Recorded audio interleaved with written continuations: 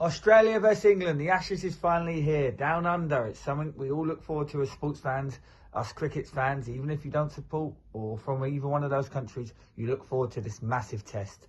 Now, in previous years, apart from about 15 years ago, 2010, where England had a famous win with Andrew Strauss as the captain, Australia have dominated this series in Australia. And, well, they think they probably will again this time. Well, I don't think that's the case. Let's now have a look at some of the key players and my prediction for this Ashes Test series.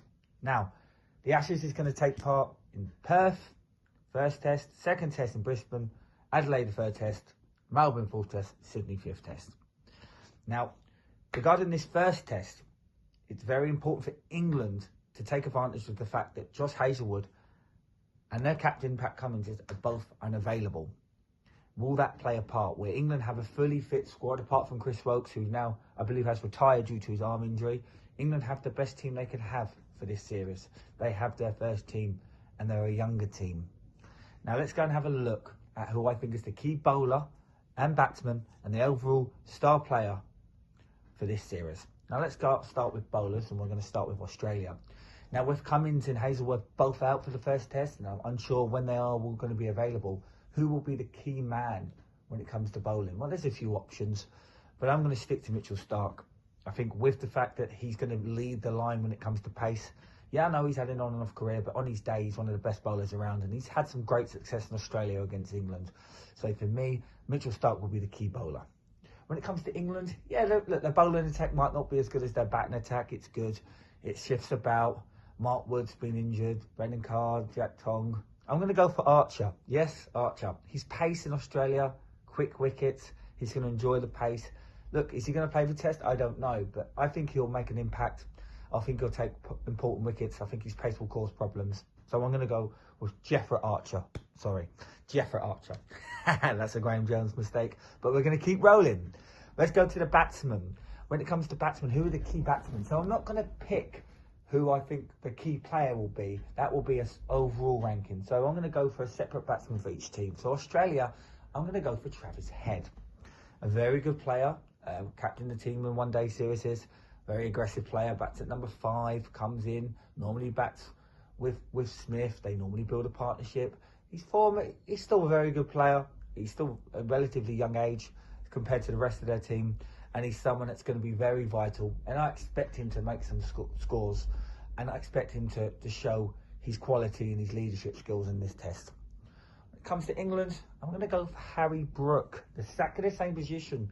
Number 5, youngster, continues to improve. The unsung hero in this team. He gets overshadowed probably by Joe Root sometimes. But Brook has been a phenomenal player in the last few years, continues to improve, and I do see him being a future England captain. Again, like Head, I expect scores, I expect leadership, and I expect guts and clutch moments. Now, finally, before we get to the prediction, who is the star man, the key player for both teams?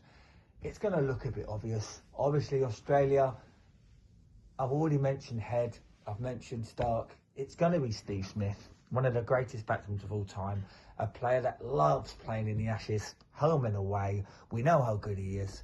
He's captain for the first test. That's going to build him to make sure that he leads from the front. He bats at number 4, he comes in, he makes scores, he loves batting against England players. It just makes sense that he has to show up.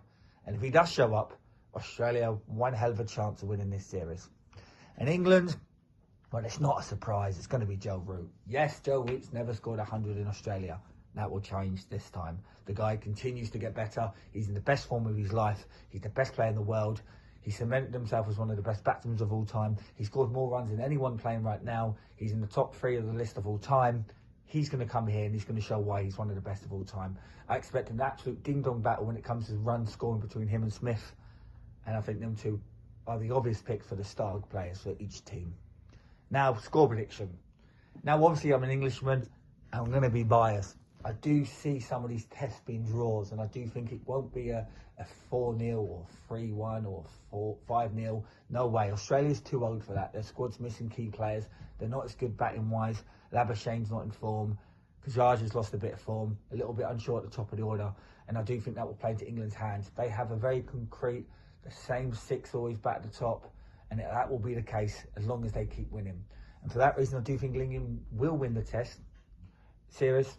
I don't know how it's going to work out, but if you want a quick demonstration, I think England will win the first test, Australia will level it the second test, there'll be a draw in the third test, England will win the fourth test, and England will hold on for a draw in the fifth test, and England will win the series 2-1. They regain the Ashes and they take them back to England. Enjoy. Tell me if I'm wrong.